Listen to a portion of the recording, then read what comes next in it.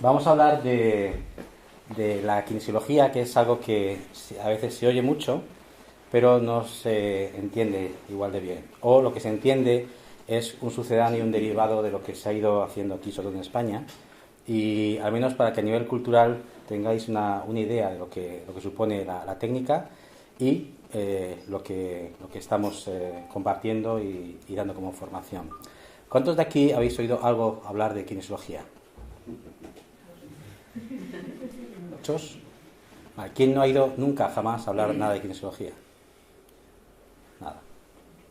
Solo una persona. El resto, oídos sí, ¿no? ¿Y alguien practica? ¿Alguna técnica? Ok. Vale. Lo que vamos a hacer es explicar la técnica, pero también basándonos en lo que sería el ver cómo puede apoyar la técnica a procesos crónicos. Quizás el punto más fuerte de la kinesiología está en esto, en los procesos crónicos. Cuando alguien tiene un dolorcito de cuello y con un masaje, o un osteópata, o un fisio, o un acupuntor, o un balneario, le quita el dolor de cuello, ahí se acaba el problema, no es un problema más. El problema es que no se quite con eso y tengamos que ir luego al homeópata, al naturópata, a varios traumatólogos, alguna vez a Lourdes, vamos buscando varios sitios. Y cuando agotamos posibilidades, que algunas mejoran, otras alivian, otras no hacen nada, pues justo esta técnica vais a entender por qué es la ideal para poder atender a estos pacientes. Y de paso, pues hacemos una visión de lo que es y lo que puede alcanzar. Para arrancar, y que sepáis a la kinesiología que yo me estoy refiriendo, hemos dividido la kinesiología en el mundo, no es que esté dividida así oficialmente, la hemos dividido para entendernos y para que la gente pueda comprenderlo mejor, en dos tipos de kinesiología. Una kinesiología que llamamos radiestésica. ¿Conocéis la radiestesia? La gente que trabaja con péndulos, y con un péndulo pues te pueden buscar un pozo de agua, pueden buscar dónde hay una geopatología, o la radiestesia médica, que pueden buscar dónde están las patologías, ahí donde se mueve el péndulo, o gira o no gira. Ese tipo de kinesiología lo que hace, en vez de utilizar un péndulo, es utilizar un músculo, y el músculo cede, se pone fuerte, cede, se pone fuerte, con diferentes preguntas, que lo mismo que le das a un péndulo se lo haces a un músculo. Eso tiene una vía más energética, más sutil, más radiestésica, y no es el origen de la técnica. El origen de la técnica es neurológica. Y lo que nosotros enseñamos y practicamos es la kinesiología neurológica basada en neurología funcional. Diferencias importantes que vamos a ver es que cuando tú haces que un músculo ceda, por la razón que sea, pensando, tienes un problema en el estómago, ¡pum!, y le baja el músculo. Si tú hicieras una electromiografía, que es una prueba eléctrica de ver la conducción eléctrica en un músculo, esta prueba te indica si hay más tono o menos tono en un músculo. Y si ese músculo ha bajado realmente su tono muscular, debería de verse en una electromiografía, es una prueba clínica. Cuando alguien tiene un problema en una radiculopatía, se suele hacer para ver la conducción nerviosa. Bien, en estos casos, la electromiografía no varía. Tanto cuando el músculo está fuerte como cuando está bajo, la electromiografía de ese músculo es la misma. Es decir, neurológicamente no hay ninguna inhibición muscular. Por lo tanto, ¿por qué baja el músculo? No sé, puedes hacer más fuerza, puedes variar el ángulo de la fuerza, puedes hacer un zigzag con la fuerza de tu brazo y eso induce también debilidad. Hay muchas posibilidades, o que estamos haciendo un trabajo más energético, pero que no, cuando hacemos radiestesia con un péndulo, la gente que hace radiestesia necesita estar muy centrada, en un lugar muy tranquilo, en un entorno muy equilibrado. No todos los días puede coger su péndulo y ponerse a buscar agua. Si quieres buscar agua, tiene que estar muy centrado, muy concentrado. Y los profesionales que lo utilizan necesitan un entorno favorable. Si eso lo extrapolas a una consulta donde tienes que ver muchos pacientes, no es el entorno ideal para estar tranquilo y poder funcionar con radiestesia. Por tanto, que haya una respuesta con radiestesia no quiere decir que esa respuesta sea fiel o que realmente te está diciendo algo. Sí, pero mira, el músculo baja y a veces se pone fuerte. Sí, pero eso realmente responde a un hallazgo que has encontrado en el sistema nervioso. Mientras que cuando trabajamos con kinesiología neurológica, lo que estamos haciendo es desafiar al sistema nervioso por diferentes medios. Ahora hablaremos de alguno de ellos. Y ese desafío que estamos haciendo es una provocación para ver si el sistema nervioso es capaz de adaptarse o no a tu provocación. Eso da igual que tú estés cansado o no, da igual el entorno, da igual el paciente y da igual quien lo haga. Cuando esa pregunta la hacen 10 personas, puedes encontrar 5 o 6 resultados diferentes. A veces no 10, pero podrían ser 10 diferentes. Si lo haces de esta forma y tú provocas, el sistema nervioso es el mismo. La provocación es la misma, la haga quien la haga, por lo tanto el resultado tiene que ser el mismo, lo haga quien lo haga y tantas veces lo haga. Eso habla de reproducibilidad del test y de fiabilidad en cuanto a la respuesta del sistema nervioso. De la kinesiología que vamos a hablar es de kinesiología neurológica, basada en sistema nervioso y basada en neurología funcional. No digo que esto no funcione, yo he estado años trabajando con esto, sé el alcance que tiene. Claro, llevo muchos más años trabajando con esto porque sé también el alcance que tiene, a la hora de diferenciarlo. Esto te da una inseguridad de decir, hay una respuesta pero no tengo ni idea si eso será fiable o no será fiable, si realmente responderá o no responderá algo, no tiene nada que ver la respuesta con lo que realmente me cuenta el paciente y te da una inseguridad que si ya la técnica en sí es complicada de entender, cuando trabajamos a este nivel no tienes ni idea de lo que estás haciendo. Aunque a veces haya buenos resultados, pero también hay buenos resultados con un azucarillo, o sea que eso es muy relativo también. Bien, los orígenes de la kinesiología es neurológica, el desarrollo de la kinesiología es neurológica, salvo algunas partes del mundo y algunas técnicas que han ido hacia la parte radiestésica. En España, la mayoría de la gente que ha hecho kinesiología ha aprendido un derivado y un sucedáneo de una kinesiología que inicialmente se aprendió, que era la kinesiología holística, en la que se mezclaba radiestesia con neurología, pero como la parte neurológica es más complicada y es más difícil de aplicar, la gente se quedaba con la radiestésica. Yo he visto en un fin de semana, Rafael Banás fue el primero que trajo la kinesiología holística a España, y estaba en un curso y al fin, no digo al mes que viene, digo al fin de semana siguiente, el que estaba en ese curso estaba enseñando lo que había aprendido en ese curso. Así es como se enseñó la kinesiología aquí en España. Alguien que veía algo y al fin de semana, sin experiencia clínica, sin filtro clínico, sin entender del todo la técnica, sin comprenderlo bien, lo estaba enseñando al fin de semana siguiente. Y lo peor es que la gente que estaba recibiendo eso al fin de semana siguiente, no a la semana siguiente, pero a los 2 o 3 meses, también estaba enseñándolo a su vez. Así que ese ha sido el teléfono estropeado de lo que se ha visto en España llegar a la kinesiología. Por eso, cuando vas hacia el origen, que es este hombre, empiezas a ver el origen y el final, el mensaje inicial y el mensaje final, te das cuenta de dónde se ha ido quedando por el camino. Así que el esfuerzo que hemos hecho ha sido ir al origen de la técnica, que es este hombre, el Dr. Guthart, para entender realmente cuáles son esos pasos, cómo se ha ido evolucionando, de dónde salían cada técnica, por qué simplemente tocando aquí ya tenía ese efecto, que para muchas veces gente es como un acto de fe.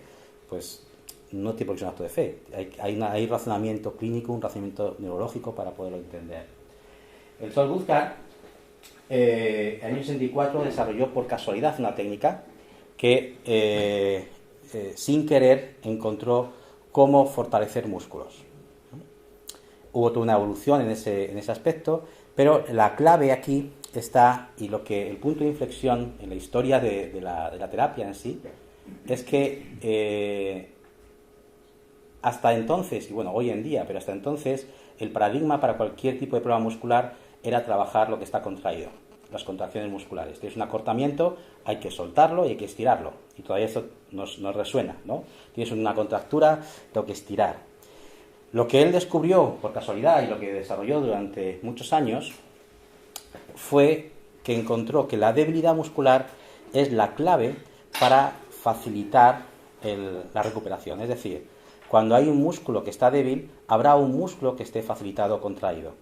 Si tú relajas el contraído, por más que hagas en el contraído, mientras siga el inhibido, el contraído seguirá contraído. Si contraes, facilitas, normalizas el que está inhibido, esto permite estirar el cuerpo, va a estirar el que está contraído. Y si no lo consigue, con poquitos estiramientos que se hagan, con poquitos toques que se hagan a ese músculo, se va a mantener. Sobre todo que se va a mantener la corrección. No hay que insistir en la corrección. Eso encontró que si la clave es un músculo débil, lo que buscó sobre todo fue fuentes para fortalecer el músculo, diferentes formas de fortalecer. Eso llevó una evolución de muchos años. Le llevó a ser el primer quiropráctico que sirvió en el Comité Olímpico Americano. Esto quiere decir que no es una técnica que sirve pues a unos cuantos y pues para algunos dolores. Y entrar en el Comité Olímpico Americano, hoy en día hay varios, ¿no? Hay quiroprácticos hasta en Apple. Apple ha contratado unos cuantos quiroprácticos para sus instalaciones, ¿no? Pero en esa época el Comité Olímpico Americano era cerrado y solamente había pues médicos deportivos, fisioterapeutas deportivos y no había quiroprácticos. Pero el director, el presidente del Comité Olímpico, que era un cirujano vascular, tenía un problema de rodilla. Y le dijo, mira, me han mirado todos los mejores especialistas, imagínate en Estados Unidos, los deportistas de élite, los médicos que llevan para ver a esos deportistas lo que pueden hacer, ¿no? Y a este hombre su rodilla no se resolvió, no conseguían saber qué podían hacer. Y le dijo, mira, si eres capaz de resolver mi problema de rodilla, entras en el Comité Olímpico Americano. Y él estuvo testando su rodilla y encontró que su problema de rodilla no era un problema estructural, como lo habían tratado todos los especialistas, era un problema nutricional. Y luego entenderéis un poco por qué de estas cosas. Cuando este cirujano vio aquello, dijo, o sea, que no me vas a tocar la rodilla. No me toca la rodilla, no te atreves. No, es que tu problema es nutricional. Bueno, pues él siguió el juego, tomó su nutrición, su rodilla mejoró y entró en el Comité Olímpico Americano. Porque el problema no era estructural, era nutricional. Eso, bueno, pues ha hecho uno de los especialistas dentro de la rama de la salud más importantes o más influyentes en el mundo, especialmente la salud natural, pero muy respetado también por la medicina oficial, por así decir. Yo tengo la suerte de formarme con él y con muchos otros kinesiólogos, con Smith, Leaf, Richard Belly, Seldon, Duffy, con Schaefer, con Pizzeru, varios de los mejores kinesiólogos en el mundo que han estado trabajando junto con Guthard, desarrollando e impulsando la kinesiología e intentando ir más a la fuente que a los refritos, que ahí nos perdemos. Y esto es lo que nos da la seguridad de que el trabajo que hacemos es el mismo que puede hacer cualquiera de ellos, avalados por muchísimos años de experiencia. De ahí surge una técnica dentro de la kinesiología que no es kinesiología aplicada por varios motivos. Primero, porque como kinesiología aplicada solo podría enseñarla a quiroprácticos o médicos. No se puede enseñar kinesiología aplicada si no es quiropráctico o médico, es un posgrado. Como reflexoquinesia sigue siendo kinesiología, pero se puede enseñar a quiroprácticos, a médicos, pero también a osteópatas, fisioterapeutas o enfermeras dentro de la rama salud. No enseñamos gente que no tenga formación en cualquier rama de la ciencia de la salud, pero si tienes formación en cualquier rama, se puede aprender. Y de ahí hay una definición que es una técnica que utiliza reflejos para equilibrar la función, porque a veces función o movimiento no solamente es movimiento, lo que tema una rodilla, a veces que es la función de un hígado, la función de una hipófisis, la función de un ovario, o el movimiento de una cervical, o todo ello junto. Va a equilibrar la función y movimiento. Muchísimos problemas que detectamos con la técnica, antes de que llegue a patología, son disfunciones. Una estructura que no funciona al 100%. Una hipófisis que tenga una disfunción, no tienes por qué ver una analítica alterada. Una tiroides con una disfunción, no tienes por qué ver unos análisis alterados. Un hígado que tenga una disfunción, no tienes por qué ver ningún tipo de alteración. Sin embargo, tienes toda una sintomatología tiroidea, hipofisaria o hepática, sin ningún tipo de alteración como tal. Disfunción. Ese tipo de disfunción en la que encontramos y equilibramos.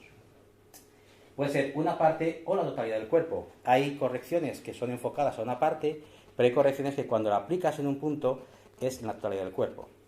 ¿Cuál es el órgano más importante en nuestro cuerpo? ¿Cuál? Cerebro. ¿Cerebro? ¿El hígado no es importante? Sí. ¿Y cuál es más importante, el hígado o el cerebro? Cerebro. ¿Y el corazón? ¿Y cuál es más importante, el corazón o el cerebro? ¿Cerebro? ¿Unanimidad? Cerebro es más importante que ningún otro órgano, ¿vale? Ningún otro órgano. Así que el cerebro controla todo tu cuerpo. Y hay correcciones que lo que hacen precisamente es estimular directamente el cerebro, y el cerebro es el que se encarga de corregir cualquier otra cosa. Por lo tanto, hay correcciones que son locales y correcciones que son globales, porque estamos estimulando directamente un área en particular del cerebro. Si yo tengo un problema en mi codo derecho, muñeca derecha, rodilla derecha, cadera derecha, pie derecho, hombro derecho, ¿de qué parte de mi cerebro se encarga de toda esa parte? ¿Derecha? Izquierdo. Luego, cualquier cosa que yo estimule mi córtex izquierdo, al estimularse, va a controlar mejor mi parte derecha. ¿Y eso qué corrección es? Cualquiera que llegue a estimular mi córtex izquierdo. No hace falta que sea específicamente el codo ni el hombro. Cualquier lado de este lado que pueda estabilizar mi hemisferio izquierdo. ¿Vale? Ese es el paradigma, por lo tanto. Una inhibición muscular, una facilitación muscular, la estructura que hay en medio, normalmente no, los músculos, salvo algunos músculos mímicos en la cara, la mayoría de los músculos están insertados en dos estructuras. Si uno de esos músculos está inhibido y otro facilitado, uno débil y otro fuerte, la estructura en medio está alterada. Si tú relajas este músculo, pero este sigue débil, por la razón que sea, ¿qué ocurrirá al poco tiempo? Que este volverá a facilitarse porque el inhibido le permite facilitarse. Si tú estimulas este músculo y le normalizas, al normalizarlo va a estirar de este músculo para equilibrar la estructura. Si no es suficiente, con pequeños toques que vemos aquí, crearemos un equilibrio. Si esto ocurre en esa estructura, puede ser a cualquiera de los niveles. Es decir, tú puedes tener un músculo en el pie que esté inhibido, por otro lado facilitado, y tienes una alteración biomecánica en el pie.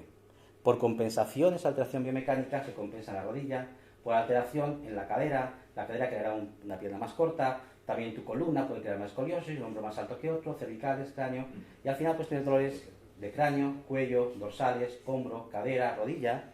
¿Y dónde está el músculo que se inhibió? Porque aquí puedes encontrar muchas inhibiciones. ¿De dónde está la causa? Pues hay que buscarla. ¿Cómo? Test muscular, que es lo que hacemos con kinesiología, test muscular, y encontrar dentro de esas debilidades cuál es la responsable de esa cadena de reacciones. La reacción puede estar a veces aquí, a veces puede estar aquí, a veces puede estar aquí, aquí. ¿Se entiende eso?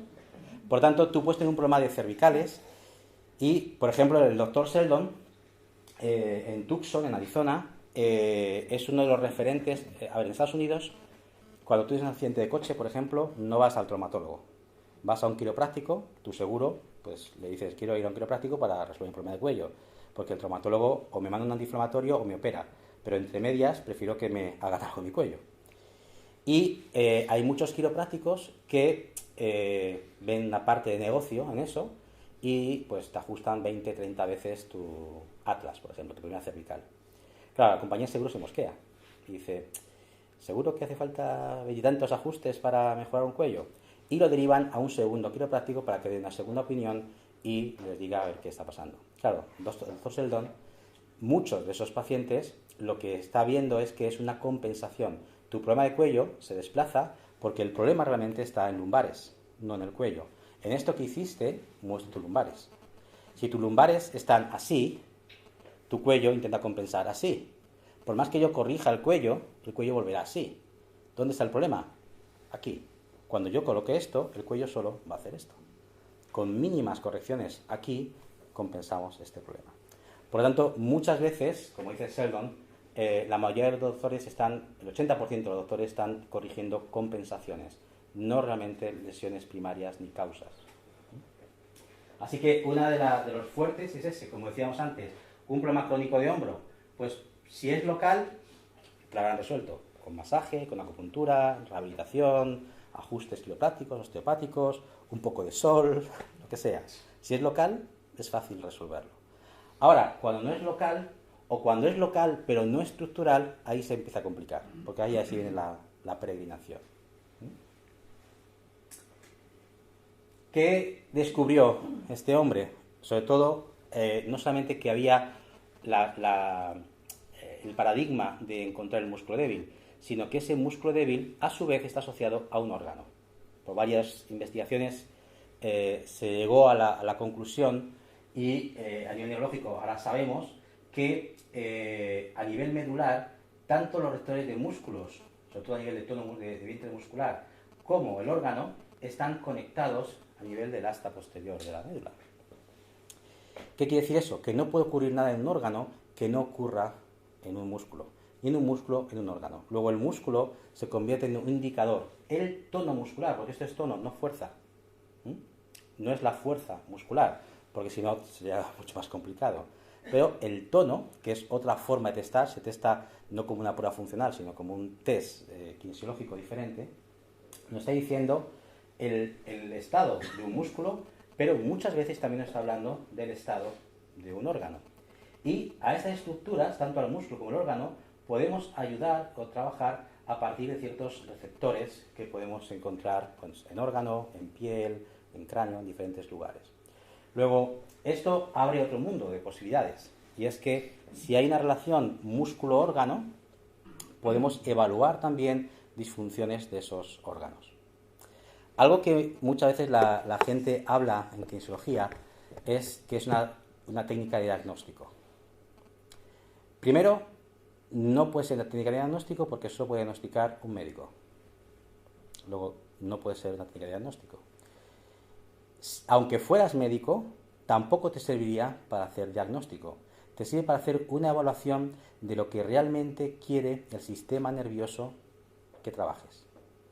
No la causa o el diagnóstico de un problema. Para hacer ese tipo de conjetura de realmente lo que hay, tendrías que tener anamnesis, es decir, historial del paciente, sintomatología, etcétera, todas las pruebas que puedas disponer, imagen analítica, etcétera, etcétera, pruebas neuroortopédicas, más el test muscular. Con todo eso puedes hacerte una idea de lo que puede estar ocurriendo. Pero solo con el test, con que te diga, y ahora vais a ver un ejemplo, solo con que haya un test de ovario que esté débil, no quiere decir que haya un problema de ovario, o que la causa sea el ovario, o que esté diagnosticando un problema de ovario. Puede ser muchas cosas que hay que investigar mucho más. Y por lo tanto, como diagnóstico no sirve.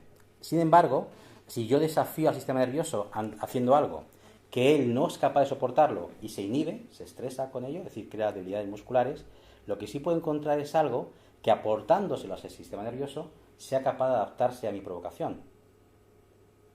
¿Eso sirve de diagnóstico? No.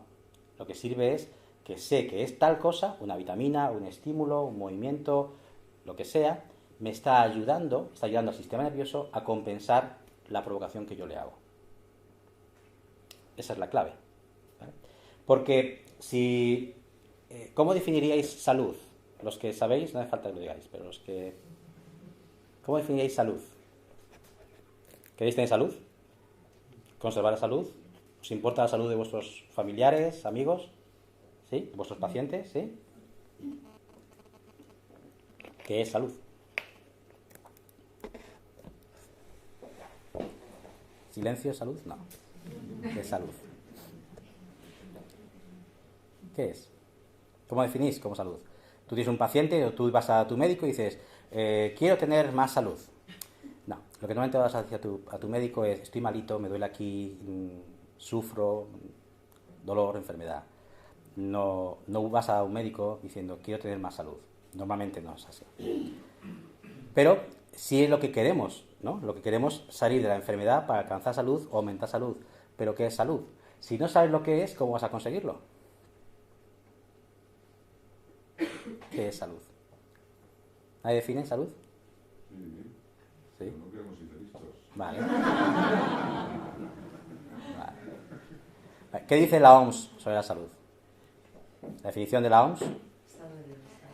Estado de bienestar físico, psíquico y social, ¿no? Esa es la traducción al castellano. La original en inglés es también espiritual, pero al traducirlo al castellano la espiritual lo han quitado. Pero también la OMS, si lo leéis en inglés, es también espiritual. Luego es bienestar físico, psíquico, social, bienestar. Vale, ¿qué es bienestar? ¿Cómo sabes que ahí has alcanzado el bienestar? Otras definiciones son silencio corporal. ¿Cuándo hay silencio corporal? Ya, pues alguien con diabetes tiene silencio corporal en sus pies con una herida, porque no siente la herida. Eso es un silencio corporal, pero no hay salud.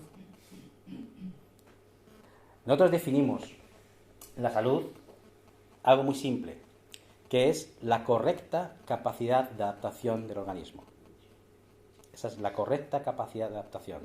Si yo hago una mudanza y me hago daño en la espalda y tengo una contracción en mi espalda, si llego a mi casa, me doy una ducha caliente, descanso y al día siguiente no está, tengo una buena salud estructural porque mi sistema, mi homeostasis, la homeostasis es el sistema que permite adaptarse, mantener constante la temperatura, el pH, ¿no? Presiones.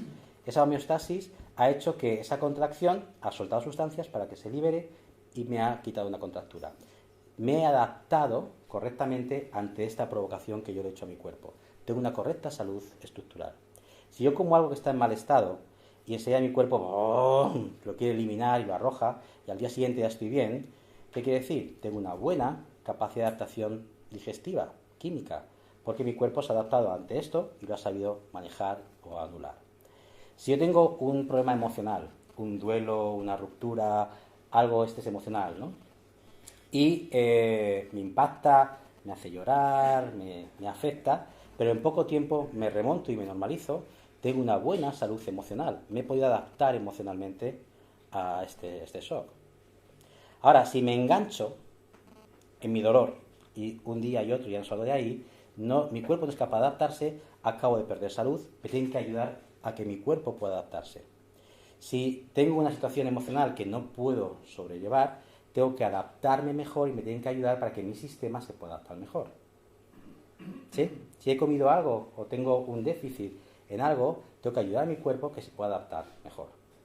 No es intervenir para colocar o hacer algo en el cuerpo, sino ayudar a esta homeostasis, esta inteligencia innata, a que pueda resolver el problema.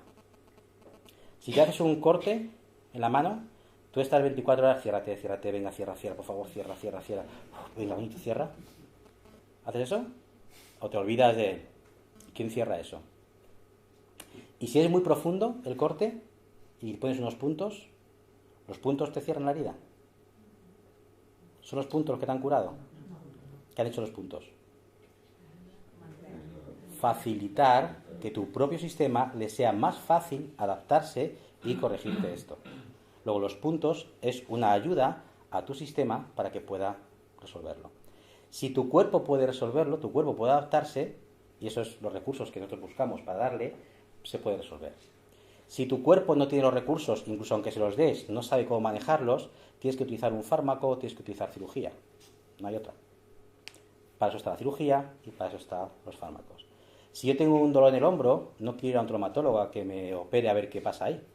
Que prefiero ir a un osteópata, a un fisio, a un quiropráctico a que me mire. Pero si me rompo el acromion, no quiero que me toque un osteópata, ni un quiropráctico, ni un fisio. Quiero que me vea el mejor traumatólogo para que me ponga ahí tornillo, lo que sea, para volver a tener mi función. Porque por más que intente adaptar a mi cuerpo, ante eso no se puede adaptar. ¿Sí? Bien. Vamos a poner un ejemplo muy sencillo, que yo creo que nos toca un poco a todos, que son los problemas de columna vertebral, ¿no? ¿Alguien tiene problemas de columna? ¿Dolores en la columna? ¿Alguien ha tenido alguna vez en su vida aquí? ¿Alguien ha tenido nunca, jamás, ningún dolor de columna? ¿Cuello, lumbares, dorsales? ¿Alguien no ha tenido nunca? ¿Todos habéis tenido? Vale. Entonces, esto nos toca a todos de un modo u otro, ¿no? Pues efectivamente, problemas de columna, más del 95% de la población en algún momento de su vida va a tener algún problema de columna. Ese problema de columna, problema de cuello, dolor cervical, una lumbalgia, dolor en la espalda, cualquiera de esos, pues, ¿cuál es el protocolo normal? Me duele, voy a mi médico de cabecera, oye, me duele la espalda, toma un relajante muscular a ver si se resuelve. Oye, me duele la espalda y ya me duele el estómago, ¿qué hago? Pues tómate un protector estomacal y así no te molesta. Vale, pues ahora no me duele el estómago, pero la espalda me sigue doliendo. ¿Y qué hago? Pues hay que hacer unas radiografías y mandar al traumatólogo. El traumatólogo ve aquello y lo primero que mira un traumatólogo es si puede operar o no. Pues su especialidad es operar. Así que, ¿esto es operable? No. Pues cuando sea operable ya me encargo yo. Mientras tanto, pues te voy a mandar un antiinflamatorio más fuerte o te mando a un médico rehabilitador a que te haga ejercicios. El médico rehabilitador hay veces que te manda un ejercicio más acertado, menos acertado. Luego el fisioterapeuta dice, pues ¿cómo te han mandado esto? Pero si es que, pero claro, yo no puedo decirle que no. Al final te hace una pequeña, ¿no? Si tienes mucha suerte, pues ese ejercicio te tonifica, te libera y mientras haces el ejercicio estás bien. Pero puede que al poco tiempo no.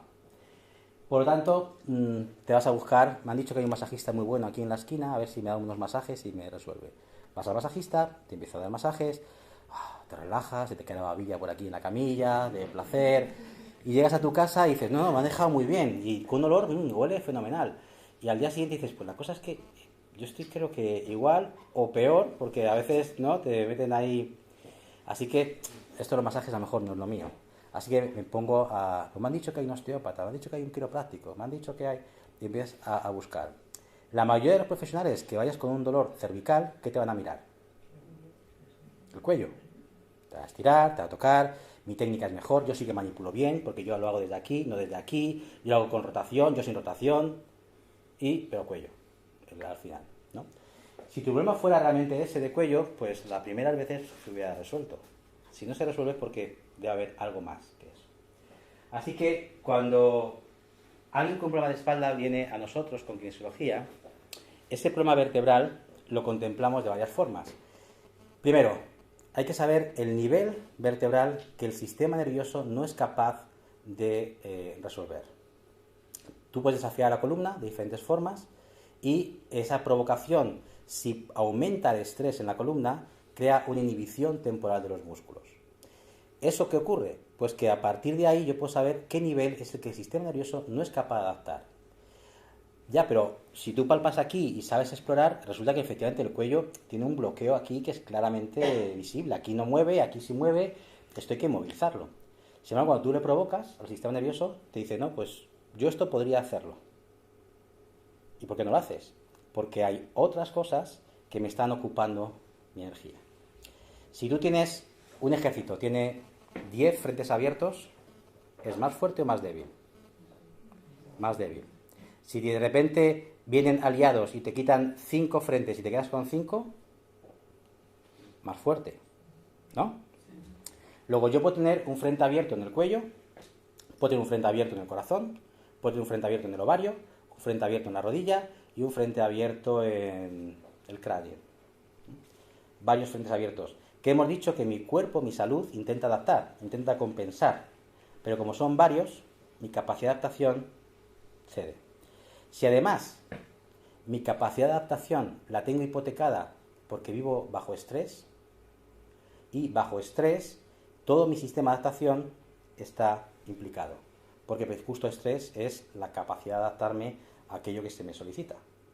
Por lo tanto, cuando yo quiero encargarme de estos problemitas, no tengo energía, la tengo hipotecada. Si alguien me deshipoteca el problema del hombro, deshipoteca el problema del corazón, el de la rodilla, mi sistema puede con el cuello y con el ovario. Claro, diría alguien, o sea que curando el problema de hombro y curando un problema de rodilla se resuelve un problema de cuello y de ovario.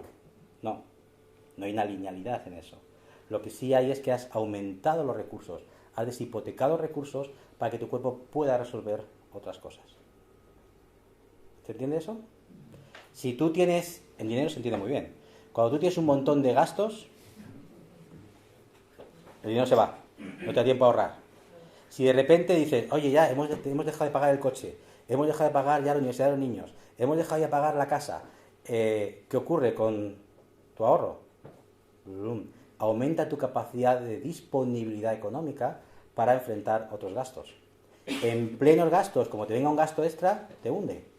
Pero en cuanto deshipoteques, en cuanto quites, cierres esos gastos, dispones de efectivo para cualquier cosa que ocurra. Eso es lo que buscamos. No buscamos resolver el problema, sino ayudar a quien sabe, que es tu propio cuerpo, a que lo pueda resolver.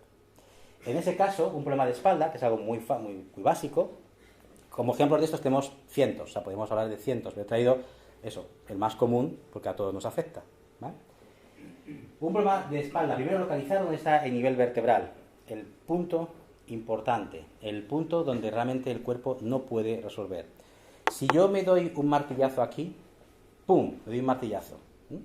Y del dolor me empiezo a mover y de repente me doy con el pico de un armario en la cabeza. ¡Pum! ¡Ah! Y empieza a chorrear sangre por aquí, claro. ¿Cuál me duele más? ¿Este o este? Este. ¿Y este qué pasa con él? Hago así. ¡Ah! ¡Ah! ¡Ah! No, estoy así. ¡Ah! ¡Pum! ¡Ay, ay, ay! Vienes aquí, no aquí. ¿Por qué? Tu sistema nervioso solo puede recibir una nocicepción, una fibra de dolor o una vía de dolor. Solo una por vez. Si este duele más, acaba de ocupar la vía de dolor. Esta te olvidas. ¿Cuándo se puede ocupar mi sistema nervioso de esta? Cuando esta vía esté desocupada. Cuando haya resuelto esta, entonces verás cómo empieza a doler este, porque has limpiado la vía y esta vía empieza a reclamar lo suyo. Si en la columna tienes varios puntos de nocicepción, de que su cápsula articular está tensa, está mandando señales de nocicepción, aunque tú encuentres bloqueo, aunque tú encuentres tensión, incluso aunque te duela aparentemente, la nocicepción interna puede ser mucho mayor a un nivel que a ti no te molesta. No estás siendo consciente de él. Ese es el que cuando yo te provoque va a saltar, porque es el que tu sistema nervioso le está llegando. Hasta que no quite ese, tu sistema nervioso no puede encargarse del otro. ¿Sí? Si yo tengo estas dos nocicepciones, mi sistema inmune, ¿dónde pensáis que va a mandar más señales? ¿A la cabeza o al dedo? A la cabeza. Mi sistema inmune va a decir, ¡bum! Aquí hay alarma, aquí. Y yo estoy a decir, aquí también. Ya, espérate, hasta que resolvamos este. Cuando se resuelva este, entonces mi sistema inmune, ¡bum!, viene aquí. Si yo tengo dos problemas vertebrales, vamos a poner sencillos en dos problemas vertebrales. Este me molesta, es incómodo, es más molesto porque me limita, pero realmente el problemático está aquí, y a veces está a distancia. Mi sistema está pendiente de este, aunque tú estés pendiente de este. Cuando se consiga corregir este, tu sistema, ¿qué hará con este? Muchas veces lo resuelve. Muchas. Porque como no podía con dos, pero con uno sí. Y otras, primero corregirás este y después corregirás este. Te va a dar el orden adecuado en cómo corregir ese problema. Eso es clave para resolver miles de problemas crónicos. Pues bien, ese problema, una vez que encontramos el prioritario, el que realmente es importante, aún así, la mejor forma en que el sistema nervioso va a compensarlo es de la siguiente forma. Estructuralmente, a base de nutrición, o por emoción, o a través de meridianos de acupuntura, por ejemplo. Vale, ¿cómo sabemos qué hay que hacer en cada caso? ¿O por qué todo eso puede estar influyendo? Puede estar influyendo. Bien, en el caso de la estructura yo creo que es fácil, ¿no? La estructura se engancha, se bloquea, se inflama la articulación, se inflama el disco. La estructura es fácil de entender como un bloqueo articular, al liberarlo, mejora la función articular. ¿Se entiende eso? Eso sí es más fácil. Pero hay veces que eso no es suficiente. O para hacerlo resulta que me toca una persona que no puedo con ella. Es que esa manipulación no puedo con ella. O me han enseñado una cosa tan complicada que es que a ver cómo lo hago. O implico tanta rotación y tanta extensión que claro, así se me va a marear o así voy a forzar una estructura. Porque puede llegar a forzar. Por lo tanto, la estructura, todo esto nos lo ahorramos porque las técnicas que utilizamos son non-force, son técnicas sin fuerza, son técnicas muy suaves en las que simplemente con un dedo, una presión de un dedo, podemos llegar más el patrón respiratorio, podemos llegar a ayudar al sistema a que se coloque. En los años 41, 42, dos osteópatas en Estados Unidos se plantearon,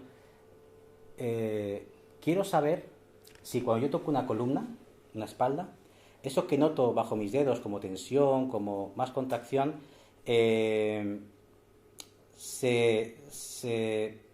puede corroborar con algún sistema, por ejemplo, con electromiografía.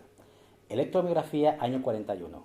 Los pinchos que se utilizaban eran pinchos como las de agujas de coser, de hacer punto. O sea, no eran como las de ahora. Y lo que querían comprobar era si la columna, la musculatura, realmente cambiaba, había un cambio, había una contracción mayor donde ellos palpaban que había contracción. La prueba les confirmó que efectivamente, donde ellos decían aquí hay contracción, la electromiografía decía aquí hay contracción. Ah, pues qué bien, qué contento, porque ya me dice que mis dedos no se lo inventan, sino que confirman. Pero he encontrado una cosa más. Y es que los pacientes estaban muy interesados en saber qué hacían. Oye, pero cómo va la investigación? ¿Has encontrado algo? Porque eran voluntarios, claro, para esto. Y él le decía, bueno, sí, pero anda, pero si tu músculo estaba en contracción y ahora no está en contracción. A ver, sigue hablando. Se ponía a hablar y la electromiografía hacía... El tono muscular cedía. Entonces pensaba, a lo mejor es que hablando nos baja el tono muscular o... Pero claro, no debe ser hablar. ¿Hablar qué es? Hablar es, al final, emitir sonidos. Tiene que ver con el aire. Así que le pedirían que inspirara y que expirara el paciente. Tomar aire y soltar. Y eso, veían que el tono muscular, la electromiografía, bajaba. Algunos bajaba suficiente, otros no tanto, pero con una pequeña ayuda de un dedo presionando, el tono bajaba y con la presión se normalizaba. ¿Eso qué hace? Que si sabes exactamente dónde empujar, con la mínima presión estás facilitando que el sistema pueda normalizarse. Ahora ya no vemos tanto esto, pero antes se veían los coches que había que empujar para arrancar, ¿no? La batería, al empujón, ¿no? En segunda, ahora ya vas a la grúa, oye, que de aquí no voy a empujar. Si tú tienes el coche un poco en pendiente, así, y nos ponemos tres a empujar el coche, aquello se mueve pero muy poco, y llega un amigo que le acaban de escayolar el brazo y dice, hombre, yo con esta mano no, pero con esta te ayudo. Y se pone a empujar y ahora se mueve el coche, con este amigo que ha venido nuevo, después que estamos los tres empujando. La lógica diría, pues deja al manco que empuje él, porque es el que está fuerte, nosotros no hemos conseguido nada, ¿no? Claro, si dejas al manco le matas porque la aplasta el coche. No es que él sea más fuerte, es que ya había un impulso de tres empujando y ante un pequeño impulso extra el movimiento se da. Tu capacidad de adaptación estructural está dándose continuamente. Tu cuerpo te mantiene, igual que te mantiene estable, te vence la gravedad, con las mismas tu cuerpo también está intentando corregir una vértebra. Pero no puede. Si sabes en la presión exacta, en la dirección exacta y el lugar exacto, con una mínima presión puedes al cuerpo facilitar a que se normalice. No colocarla, sino permitir al cuerpo que la pueda liberar. Si el de la escayola, en vez de empujar desde aquí, se le da por empujar por la puerta, no hacemos nada. No es una buena presión, no es un buen punto de contacto. Ahora, y si le da por empujar desde el capó, nos puede matar a nosotros. Una presión muy pequeña, pero nos puede hacer mucho daño, porque no es el sitio adecuado, aunque sea muy pequeña. Es presión pequeña, pero en el sitio adecuado. Eso es lo que hacemos una vez que localizamos el punto. Localizar la zona y con presiones muy pequeñas poder permitir al sistema que facilite, que normalice. ¿Vale? Esto sería estructural, la parte estructural. ¿Os suena la teoría esta de la manguera y la columna? ¿No? La columna, por la columna nos salen diferentes nervios, estas ramas simpáticas son amarillas, estas verdes serían más parasimpáticas, desde aquí arriba, desde aquí abajo, pero son como si fueran mangueras. Una manguera llevaría agua, ¿no?, del sistema nervioso hacia el órgano. ¿Qué ocurre si yo tengo un bloqueo aquí, por ejemplo, una subluxación, un problema vertebral aquí? Que es como si yo pisara una manguera de riego y no pasa agua. Si piso aquí, pues tendré un problema en pulmón, corazón, todo lo que es una auriculopatía en el brazo, ciertos dolores en el hombro. Depende del nivel vertebral, podré tener menos función en una estructura. En la Universidad de Colorado, el doctor Su demostró que con la presión de una moneda de 2 euros, lo que pesa una moneda de 2 euros, en un nervio, la función disminuye un 60% de ese nervio. Es decir, si aquí hay una presión en esta vértebra, por pequeña que sea, tu corazón está funcionando con un 40% de disponibilidad. Cuando tú liberas una vértebra, tu corazón dispone del 100%. Un 40% de inervación es suficiente para funcionar, para vivir, pero claro, a lo mejor a la hora de correr te fatigas, a la hora de repente un susto, pues la taquicardia es menos controlable, tu presión puede tener altos y bajos, porque no estás 100%, estás al 40%. Si te liberan la vértebra, tu disponibilidad es 100%, porque había una presión. ¿Sí? Vale, eso es estructural, liberas y es estructural. Pero ¿qué ocurre cuando la manguera no lleva agua? Es decir, la manguera que va al corazón, nadie la está pisando. esa manguera que va al corazón, puede ir al corazón, al órgano que sea, podría haber alguien mordiéndola, ¿no? Una subluxación, y eso impide que llegue al otro lado agua. Pero si nadie la está bloqueando, si nadie la bloquea, la vértebra, ¿qué ocurre? El corazón puede también verse con una disfunción porque por la manguera no pasa agua. ¿Qué pasa por esta manguera? Por el nervio. ¿Qué es lo que está pasando por un nervio? ¿Agua? No. ¿Qué pasa? ¿Y esos impulsos? Son impulsos eléctricos debidos a... Pero en la conducción es el impulso, pero quien lo crea es neurotransmisores. Los neurotransmisores son sustancias químicas que permiten disparar estos impulsos. Pero es química, ¿vale? Luego, si no tienes química suficiente, nutrición suficiente, aunque nadie esté mordiendo, puede que no pasen neurotransmisores por ahí. Tenemos neurotransmisores, acetilcolina, tenemos noradrenalina, simpático, parasimpático. La acetilcolina depende a su vez de una sustancia como es la colina. Pues si la colina la empleas, por ejemplo, en un problema hepático, porque tu hígado es un hígado perezoso y consume colina, la colina va al hígado y no va a ir a acetilcolina. Tu nivel de acetilcolina disminuye, la producción de acetilcolina disminuye y la función de ese nervio, especialmente parasimpático, disminuye. ¿De quién es la culpa? Del hígado, que está consumiendo. Aportando colina, lo único que haces es aportar colina para que el sistema nervioso se pueda apañar. Pero en cuanto deje de dar colina, volverá, porque no has encontrado el órgano que está consumiendo eso. Ese problema a nivel estructural es un problema nutricional. ¿Qué necesita una neurona? Oxígeno, fundamentalmente, nutrición, glucosa especialmente, pero vitaminas, aminoácidos y estimulación. La estimulación la tenéis solamente por estar ya sentados o de pie, ya estamos estimulando nuestro sistema nervioso. El oxígeno, bueno, no siempre lo tenemos al 100%, pero normalmente no suele faltar, y la nutrición sí puede faltar. Las neuronas son células aeróbicas, es decir, tienen que trabajar bajo presencia de oxígeno. Sin presencia de oxígeno empiezan a generar ácido láctico y pueden hasta morir, se pueden dañar y pueden llegar a morir. Por lo tanto, el oxígeno es muy, muy importante para una neurona. Y aminoácidos para esos neurotransmisores y nutrición para esa conducción. ¿Qué ocurriría cuando hemos dicho que si hay una presión en la vértebra, el órgano funciona a qué tanto por ciento? 40%. Cuando tú lo liberas, vas a hacerle que trabaje un 60% más, ¿no?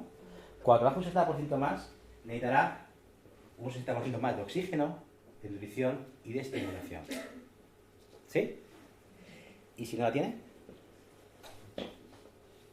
Y si corriges una vértebra, liberas esa presión, le dejas al nervio que fluya correctamente y cuando se pone a trabajar resulta que no tiene alimento, ¿qué pasa? Pues que si no tiene oxígeno, entra en modo anaeróbico y puede hasta matar la neurona. Es una de las causas de por qué ajustes estructurales empiezan a doler la espalda o a sentar muy mal, porque estás alterando el sistema nervioso. Los que hacen quiropráctica neurológica, antes de ajustar la columna con un pulsioxímetro, valoran el oxígeno. Por debajo del 95% nunca ajustan. Por esto. ¿Vale? Cuando tú llegues a la columna y le digas, aquí he encontrado el problema, y vamos a preguntar el modo de ver, la mejor forma de resolverlo, te va a decir, no me ajustes. Ah, ¿no? Pero si está aquí bloqueada. No, dame nutrición, dame vitamina B, o dame manganeso, o dame... ¿Por qué? Porque si no tengo este nutriente, cuando me liberes, no voy a poder hacer mi función. Luego te va a pedir primero nutrición. Y puede que no haya ni que corregirla, o que después corregirla. Pero muchas veces con la nutrición es suficiente para que empiece a normalizarse. No haré ni quedar como Uzcar con la rodilla, ni ajustar la rodilla. Solo con nutrición era suficiente. ¿Sí? ¿Cuál es el órgano que más glucosa consume en el cuerpo? El cerebro. ¿Vale? Y para poder metabolizar esa glucosa, ¿qué necesita?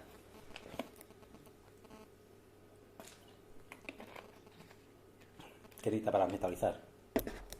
Llega glucosa, pum, pum, pum, pum, pero la glucosa no llega así como así. Hay que poderla metabolizar. Ciclo de Krebs, ciclo de ácido cítrico, ¿no? Cadena de transporte de electrones, todo esto que metaboliza la glucosa. Para poder metabolizar glucosa, fundamentalmente vas a utilizar vitamina B. Manganeso, B1, B2, B6, vitaminas del grupo B, manganeso y algún aminoácido, pero fundamentalmente vitamina B. Si haces que consuma tu cerebro, consuma más glucosa, porque tiene que trabajar más, por la razón que sea, estás consumiendo más vitamina B. ¿Sí? Y si necesitas más vitamina B, para otras cosas que necesitarías esa vitamina B, no vas a tener. La vitamina B no solo sirve para esto, sirve para conducción nerviosa, para metabolizar el azúcar. Por ejemplo, imagínate a alguien que toma muchos hidratos de carbono refinados, mucho azúcar. Eso necesita cantidades de vitamina B para poder metabolizarlo. La vitamina B que utilizas para metabolizar esos azúcares, se la estás quitando a metabolizar el azúcar que tiene que llegar al cerebro. Luego tu sistema nervioso no va a funcionar correctamente por falta de vitamina B. Por más que corrijas la columna, le estás haciendo un flaco favor al sistema nervioso si antes no le da la nutrición que te pide. Da la nutrición que te pide y después corregir. Eso es el orden en el que muchas veces nos encontramos las correcciones. Y pues llega un paciente y dice, no, es que tengo un problema en el cuello, ya, pues tienes que tomar esto. ¿No me vas a tocar? No, no te voy a tocar. Pues vaya, pues yo creía que me ibas a hacer algo, pues sigo con el dolor, ya, pero es que te toco bajo tu responsabilidad. Yo sé qué vértebra está. Te la toco bajo tu responsabilidad. Ah, no, déjalo, ya si eso me tomo esto a ver qué pasa. Cuando se lo toma, empieza a sentirse mejor y hay veces que hay que tocar un poco el cuello o no hay que tocar el cuello. ¿Vale? Por lo tanto, sabemos que hay una parte nutricional. Por ejemplo, hay veces que a un paciente le pones un nutriente, por ejemplo, manganeso, como mineral, le pones manganeso y los músculos se debilitan. Y otra cosa que en kinesiología se ha dicho muchas veces es que todo aquello que te debilita es malo, todo aquello que te fortalece es bueno. Mentira, no es cierto. ¿Vale?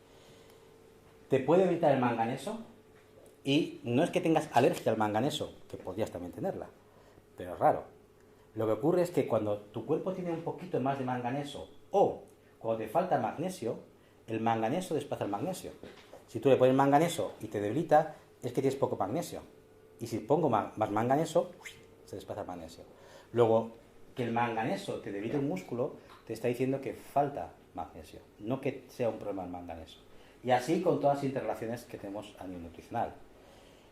Si tú tienes un músculo que representa la musculatura adrenal, ahora veréis cuál, ese músculo que representa la glándula suprarrenal, que está débil, si tú pones un cigarrillo, ¿sabes lo que le ocurre? A ese músculo se fortalece. Pues ya está, vamos a fumar porque fortalece músculos. No, lo que ocurre es que la nicotina es un estimulante adrenal. El tabaco no tiene nicotina y por eso te fortalece. Lo que te estoy diciendo es que está tan agotado tus suprarrenales que la nicotina es un estimulante para estimular, pero no es que haya que tomar nicotina. Hay músculos débiles que se fortalecen, cualquier músculo débil se puede fortalecer con una aspirina. Pues ya está, todos los días, como han dicho ahí en la televisión, una aspirina. ¿No? Lo que ocurre es que la aspirina es un inhibidor de prostaglandinas. Lo que te está diciendo el cuerpo es que necesitas inhibir prostaglandinas. ¿Cuál es el mejor sistema para inhibir prostaglandinas? El mejor sistema, ácidos grasos esenciales. Luego, lo que te está diciendo es que no hay que tomar aspirina, hay que tomar un ácido graso esencial. Y hay que buscar aquel que haga lo mismo que haga la aspirina. Porque puede ser omega 3, omega 6, puede ser una combinación de omega 3, 6 y 9. Pero no hay que tomar aspirina, hay que buscar, porque la aspirina inhibe las tres prostaglandinas. La 1, la 2 y la 3. Lo que te interesa es inhibir la 2 y estimular 1 y 3, que es lo que hace un ácido graso. ¿Vale? Por lo tanto, podemos testar nutrición para buscar cualquier problema en la estructura o el problema que sea. Y te dirá que el problema no estaba en la estructura, estaba en la nutrición. También hemos visto que puede haber un componente emocional. Muchas veces vemos que, por ejemplo, el atlas, la primera cervical, se desplaza por varios motivos. Uno de ellos suele ser emocional. Este es emocional, carga, tensión, y el atlas, plum, se desplaza. Yo he visto pacientes que les han ajustado 50 y tantas veces el atlas, seguidas. O sea, 2 veces por semana, 1 vez por semana, 50 y tantas veces. Claro, a veces familia de médicos dicen, claro, lo digo en casa y me dicen que me van a crear una hiperlasitud en el ligamento, que esto es demasiado, que... Y yo estoy igual, es que no me hacen nada, 50 y tantas veces. Te pones a testar y dices, sí, el atlas está claro que está desplazado, pero es que no es estructural, es emocional. Hacer una corrección antiestrés, damos una flor de Bach para tu estrés y el atlas se normaliza, sin tocar el atlas. ¿Vale? A veces, corrigiendo la emoción, mejora el atlas, y muchas veces, corrigiendo el atlas, corrige la emoción. No sé qué me tocaste, no sé qué me hiciste, que ahora ya veo la vida de otra forma. Porque el atlas es la entrada de este sistema nervioso.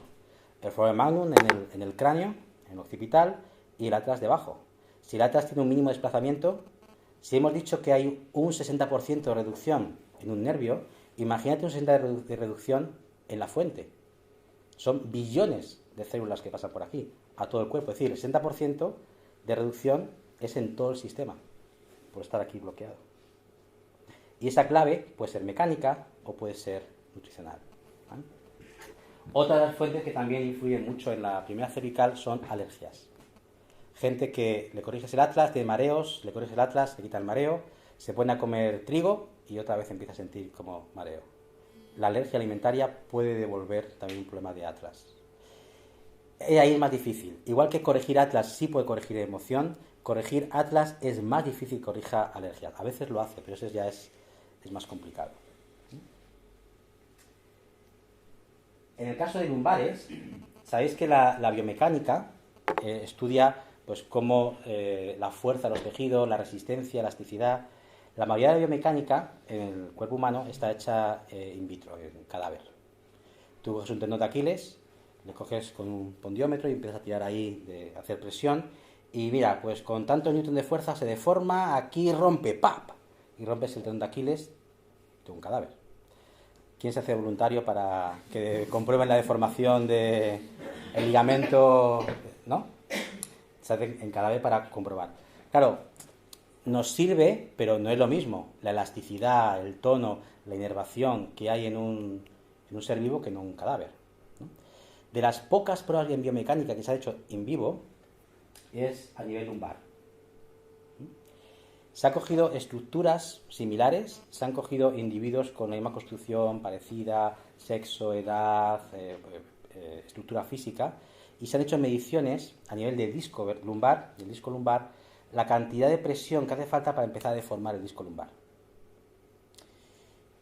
Unos deformaban antes y otros deformaban mucho después. Los que deformaban después son más resistentes que los que deforman antes, ¿no? ¿Cuál era el criterio para que se diera? No tenía que ver sexo, edad, alimentación, ejercicio. La clave para diferenciar era estrés emocional. Con más estrés emocional, el disco lumbar perdía resistencia. Con menos estrés emocional, el disco lumbar aguanta en resistencia. Misma estructura, misma compresión. Luego, el componente emocional puede ser clave para que un problema lumbar, pero puede ser la columna entera, por más que yo te libere, te ajuste, te estire, como el disco es vulnerable, tarde o temprano volverá a sentirse, a deformarse y tocar un nervio. Si corregimos y mejoramos, ayudamos a compensar emocionalmente, tu disco se hará fuerte. Y si se hace fuerte, no deforma. Si no deforma, no toca el nervio. Si no toca el nervio, no tienes dolor. ¿Cuál es la clave de quitar tu dolor? ¿Colocar tu vértebra? No. Mejorar el estrés emocional. No hay que tocar la vértebra. Estrés emocional. Antes hemos dicho que por esos nervios corrían neurotransmisores. La emoción, ¿qué es? Cuando tú te enfadas, ¿cómo te enfadas? ¿Qué tienes que liberar para enfadarte? Neurotransmisores. Cuando tú disfrutas, neurotransmisores. Es decir, la emoción está muy vinculada a la química también. Muy, muy vinculada a la química. Es química, de hecho. Así que muchos problemas emocionales, a su vez, podrían ser también nutricionales. Dando nutrición, corregimos la parte emocional y corregimos la parte estructural. Eso es como... Nosotros decimos que donde está, no está.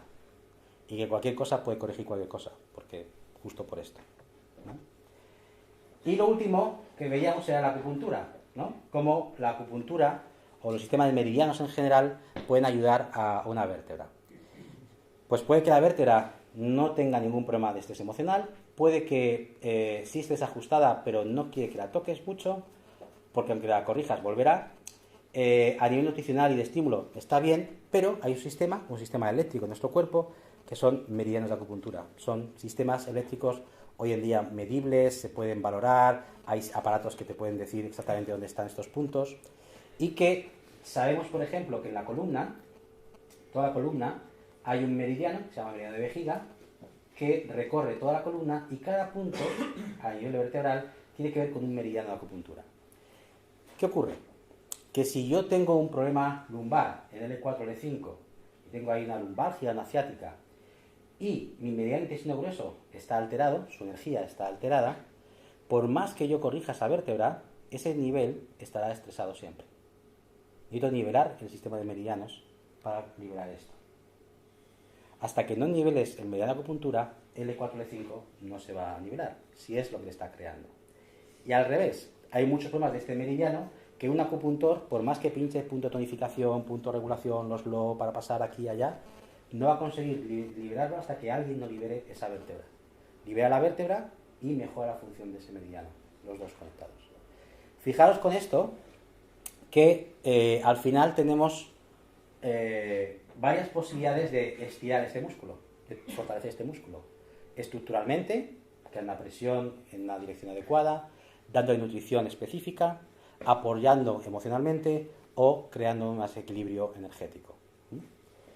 Depende. ¿Cómo podemos conseguir eso? Un test muscular, un desafío al sistema nervioso, y te va a decir claramente dónde trabajar.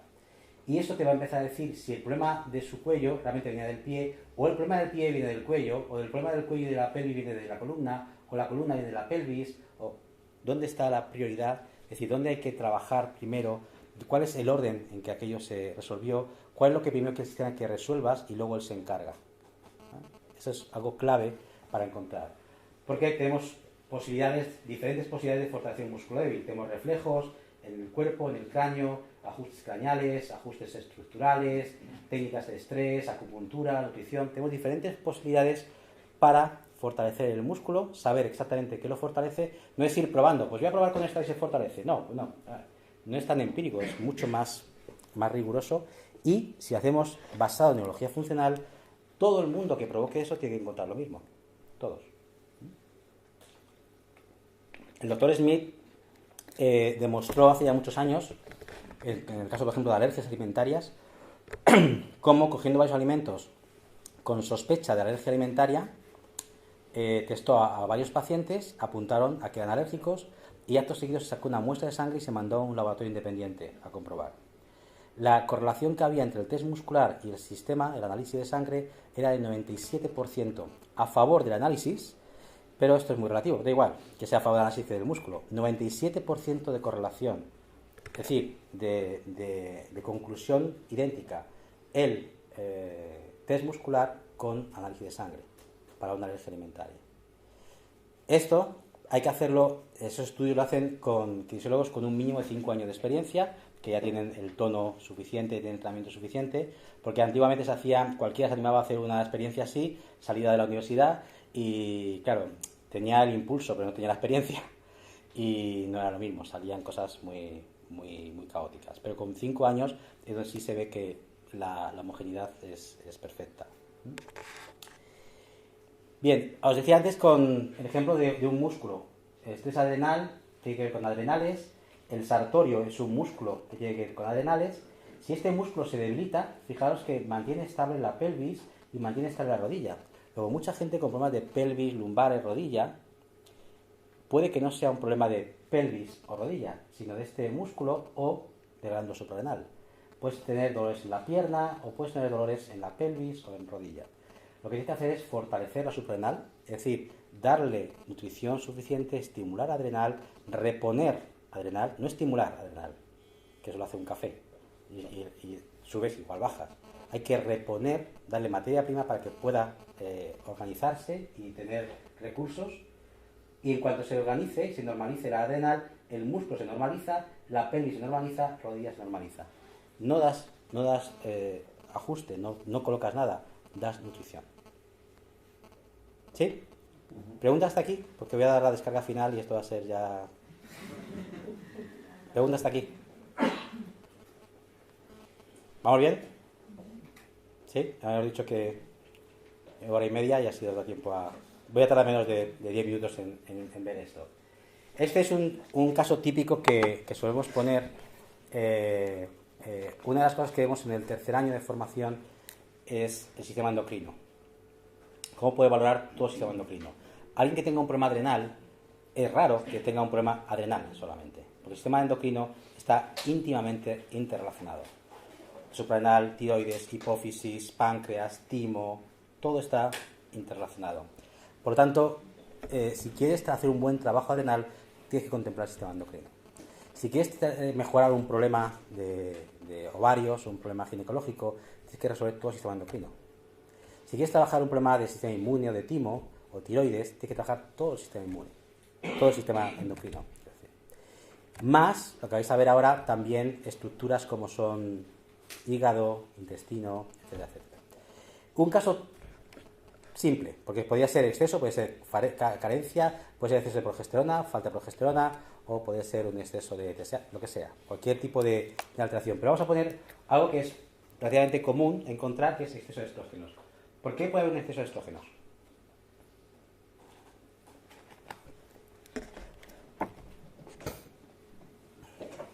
Porque sí. ¿Quién produce estrógenos?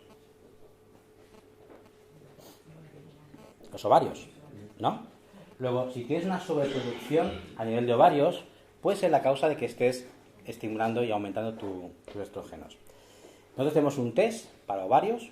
El glúteo medio es un músculo relacionado con gónadas y esa debilidad nos podría estar hablando de que hay una sobreproducción de ovarios. Hay varias técnicas para ver sobreproducción o baja producción y podemos encontrar que hay una debilidad, efectivamente, pero tenemos una clave y es si es prioritario o no, si es tratable o no, si hay que tratarlo o no.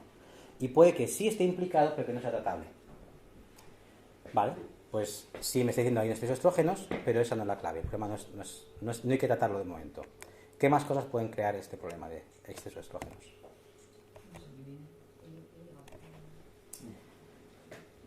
Muchísimos problemas de problemas menstruales, ¿no? En general, dismenorreas, etcétera, muchos se resuelven trabajando hígado. Porque el exceso de estrógeno, un estrógeno es una hormona, es un colesterol, es grasa, tiene que ser eliminada en el hígado. Si tu hígado no tiene una buena función, tiene una disfunción que en una analítica de sangre no va a aparecer porque tus transaminases están bien, no hay ningún problema en tu analítica, pero si hay una disfunción, el exceso de estrógenos no es porque se estén produciendo mucho, es porque se producen a un nivel normal, pero no se eliminan. Al no eliminarse correctamente, permanece más tiempo. ¿Tenemos un test para comprobar el hígado? Sí, el pectoral external es un músculo de hígado, puedo valorar si está bien o mal y ver si es prioritario o no. Puede estar implicado, pero no es prioritario. Es decir, hay sobreproducción de estrógenos, hay una falta de metabolismo hepática y no son prioritarios. Puede haber un hipotiroidismo funcional. La primera parte del ciclo aparecen estrógenos, la segunda parte del ciclo aparece progesterona. En la progesterona tiene que aumentar la temperatura del cuerpo para que aparezca progesterona. En la primera parte no. Pero a partir de la ovulación la progesterona aparece porque aumenta la temperatura. ¿Quién aumenta la temperatura en el cuerpo? Tiroides. Luego, si tiroides tiene una baja función, que no es un hipotiroidismo que le tenemos en la analítica, pero sí un hipotiroidismo funcional, tu temperatura no salta, no baja, o sea, no sube, sino que queda baja. Al quedar baja, no aparece progesterona. Como no aparece progesterona, los estrógenos siguen apareciendo. Y cuanto más estrógenos haya, más se inhibe tiroides. Por tanto, te garantiza que los estrógenos suban. ¿Quién era culpable ahí? Tiroides. ¿Tenemos un test para tiroides? Sí, redondo menor, es músculo de tiroides, podemos evaluar, pero puede que tampoco sea prioritario. Está implicado, pero no prioritario. Vale, pues ¿quién influye en tiroides? Tiroides influye en hipófisis. Hipófisis le va a mandar las hormonas para decirle trabaja o no trabaja. Si la hipófisis le dice trabaja, ella calienta, ella aumenta el metabolismo. Si la hipófisis le dice nada, ella no hace nada y no calienta. ¿La culpa es de la hipófisis? No. La de tiroides, perdón. Cuando yo teste tiroides, voy a ver que efectivamente está mal, pero no es prioritario. ¿Por qué? Porque el prioritario es hipófisis. ¿Tenemos un test para hipófisis? Sí. Hay una corrección craneal, un test para la hipófisis, corregimos hipófisis y se empezaría a resolver. Pero puedo provocar a hipófisis y decirme, estoy aquí, pero no soy prioritario. Sí, estoy mal, pero yo no soy la culpable. Sigo buscando. Claro, si yo estoy mal, tiroides está mal. Si tiroides está mal, los estrógenos están mal. Si hay muchos estrógenos, fíjate el hígado como tiene que trabajar más. ¿No? Pero hasta aquí todavía no. Fijaros que nos acabamos de ir del ginecólogo, hemos pasado por el digestivo, estamos en endocrino, ¿no? Pero claro, si hipófisis no era culpable, ¿quién es la culpable ahí? Quien controla la hipófisis es el hipotálamo. El hipotálamo es el que va a preparar la hipófisis, el que recoge el medio interno, esta adaptación, para decir, hace falta, no hace falta, sube, baja y busca sus recursos. ¿Tenemos un test para hipotálamo? Sí. ¿Podemos corregir hipotálamo craneal? También. ¿Pero es prioritario? No, no es prioritario. Sí, yo estoy afectado también como todos, pero no soy el culpable. ¿Quién influye en el hipotálamo?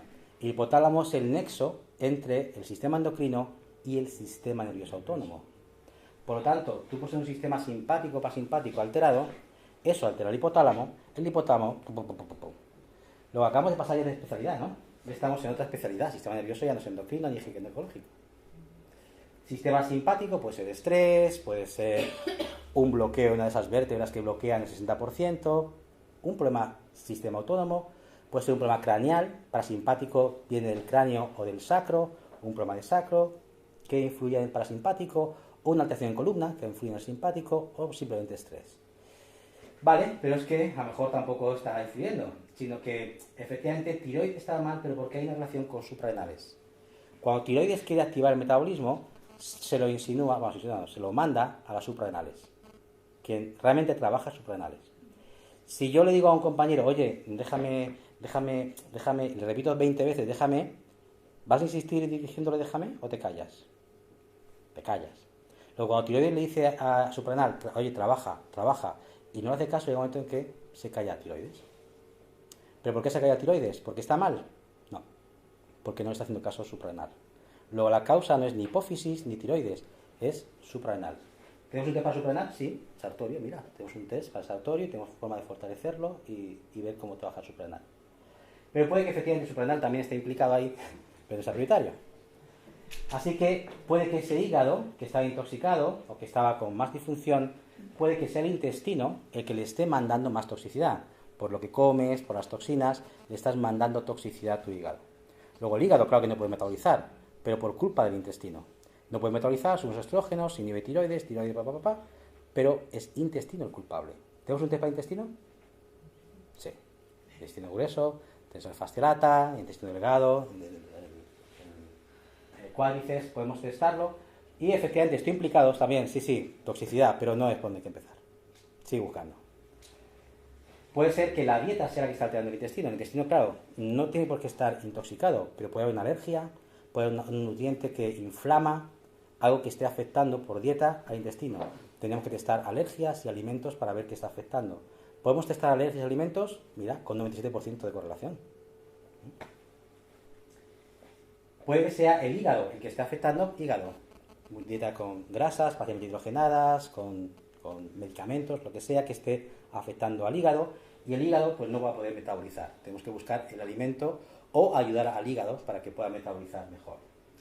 Un desequilibrio emocional. Muchas veces una menstruación se puede alterar o no venir porque tienes un viaje, por ejemplo, ¿no? El estrés emocional puede alterar todo el sistema endocrino. ¿Tenemos estrés para evaluar el sistema emocional? Sí. ¿Técnicas para corregirlo? También. Luego, acabamos de cambiar de especialista varias veces para un problema de estrógenos. Como hemos dicho antes, ese hígado puede tener un problema de la columna. Si hay una solución de la columna, tu hígado trabaja al 40%. No metaboliza correctamente, hay que liberarlo para que trabaje al 100%. O el intestino es el que tiene que trabajar al 100%, también viene en la columna. O la pelvis en los ovarios. Si la pelvis no estimula, no libera bien la pelvis, los ovarios también tienen presión. Hay ligamentos, todos los órganos a nivel pélvicos están sujetos por ligamentos, más que por fascias. Así que un movimiento de pelvis es como un twist en la pelvis que tira de ligamentos. ligamentos que están enganchados literalmente al ovario y al útero, y a la cervix.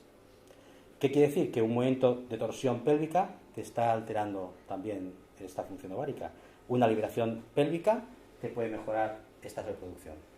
O el cráneo a los órganos, porque en el cráneo aquí está la hipófisis, la pineal, el hipotálamo, también el cráneo puede estar influyendo. En el cráneo tenemos el nervio vago, o cráneo a las glándulas, o sistema de meridianos a las glándulas. Podemos testar todo eso es testable. La clave es cuál es prioritario, cuál hay que corregir y en qué orden corregir. Eso es lo complicado, porque a nivel teórico puedo llegar a entenderlo. Lo complicado es determinar dónde está el problema. Ok. Preguntas. Dime. ¿Cómo se llega a saber qué es prioritario? Hay varios sistemas se han ido haciendo diferentes sistemas para saber realmente qué es prioritario en el sentido de tratable. Y otros sistemas para saber de eso que es tratable cuál es primario. Por ejemplo, imagínate, hay dos correcciones, mejor dicho, dos provocaciones y sus dos correcciones, ¿no? Si yo provoco a un lado, me debilita un músculo. Si provoco al otro, me debilita un músculo, ¿no? ¿Cuál es más importante que cuál? Por ejemplo, hemos dicho que hay una relación entre tiroides y suprarrenal, ¿vale? Pues provoco a tiroides, tengo un músculo débil, provoco a suprarrenal, tengo un músculo débil. Vale, voy a intentar inducir una corrección, tocar puntos, estimular puntos, empezar a corregir tiroides. Cuando corrija tiroides, su músculo se va a fortalecer. Pero puede que también se fortalezca suprarrenal. Y cuando fortalezca suprarrenal, se fortalece suprarrenal, pero no se fortalece tiroides. Por tanto, ¿cuál es lo importante? Tiroides. Porque al hacer esto, también se pone fuerte algo que no le corresponde. Te está diciendo que este es importante y que todo se va a corregir. Hay varios sistemas de ese tipo para encontrar cuál es, no solamente la prioridad, sino la importancia en toda esa relación. ¿Sí? Hablabas antes de que todos esos test secuenciales que pueden conducir a una conclusión por origen emocional, ¿qué abordaje, qué intervención? Hablabas de las flores. Sí, pero fíjate lo que acabas de decir, origen emocional. No sabemos si es origen emocional. Sabemos que la emoción va a ayudar a ese proceso, pero no quiere decir que sea origen emocional. Por ejemplo, en el caso lumbar, ¿no? En el caso lumbar, yo puedo tener un problema, imagínate un problema cervical, ¿vale? Y el problema cervical me lo está creando un problema lumbar, que está ahí en la torsión, y lo compenso con mi cervical. Y el problema lumbar está más vulnerable por el tema emocional, ¿no? Pero entonces, ¿puedes decir que la causa de mi problema cervical es emocional? No, lo que me está diciendo es que para mejorar mi cervical tengo que ayudar emocionalmente para que mi sistema pueda normalizarse. También ha sido un círculo que no termina. No, termina porque termina en cuanto tú te sientas bien. En cuanto tu sistema... Sí, pero en cuanto tu sistema se pueda adaptar, porque lo que estamos buscando es tu provocación es para que se pueda adaptar o no. ¿No se puede adaptar? Pues busco la forma en que te puedas adaptar. ¿Cómo te puedes adaptar mejor? Pues dándome una flor de Bach. ¿Eso quiere decir que tu caso es emocional? No lo sé. Puede que sí y puede que no. Pero con una flor de Bach tu sistema estará más fuerte para enfrentar un problema. Tú tienes una ciática. Un dolor ciático que no puedes levantar la pierna, estás cojeando. Y te dicen, ya, pues tu ciática me vas a dar flores de Bach. Claro, una ciática causa emocional, no estás haciendo caminar tu vida, tal. Puede que sí o puede que no. Pero el estrés emocional, que te corrige la flor de Bach, te empieza a liberar de tu estrés simpático, porque tu estrés emocional dispara tu simpático. Si tu simpático está disparado, tu parasimpático está bajo, son antagonistas, ¿no? El parasimpático es fundamental para poder activar tu digestión. La digestión se activa por sistema parasimpático. Así que el estrés emocional está haciendo que tu parasimpático no pueda liberar jugos, no pueda liberar enzimas, no mueva tu intestino. Al no mover correctamente tu intestino, puedes tener más problemas de candidiasis o de movimiento, de alteración, incluso de la flora intestinal. Tu flora intestinal tiene que absorber la vitamina B para poder bajar la inflamación del nervio. Luego, toda esa función digestiva que está impidiendo que absorba vitamina B para el nervio ciático está con el tema estrés emocional. La causa es emocional. No es que sea una causa emocional, sino que hay que ayudar, porque no es directa la causa, sino que hay que ayudar a la emoción para que en cadena ayude a esto, por ejemplo, ¿no? Y hay varios recursos para emoción.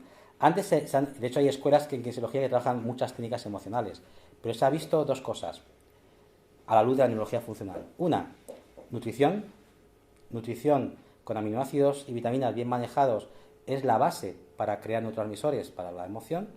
Y dos, estructura. La estructura puede influir en el sistema nervioso, en diferentes partes del sistema nervioso, y el cerebro puede resolver un problema que sea. Por ejemplo, hay estímulos que van a trabajar el córtex, activar el córtex. Imagínate que yo empiezo a trabajar articulaciones del dedo, muñeca, codo, muchas zonas de este lado. Todas las activaciones que yo hago en las cápsulas articulares estimulan este córtex. Este córtex derecho tiene que inhibir mi sistema límbico derecho. El sistema límbico es emocional, ¿no? Si el córtex no inhibe, el límbico, ¡pum!, dispara y cualquier cosa me afecta, tengo miedo de todo, tengo pensamientos negativos incontrolables, porque el sistema límbico es inconsciente. ¿Quién inhibe eso? Córtex. ¿Cómo puedo activar el córtex? Estructura. Luego la estructura puede corregir emoción. Y afinando bien en la estructura y afinando bien en la intuición, las técnicas emocionales se quedan en liberación de estrés, flows de Bach, unas cuantas cositas, no muchas, para realmente apoyar. ¿Vale? Os libero por esta noche. Muchas gracias.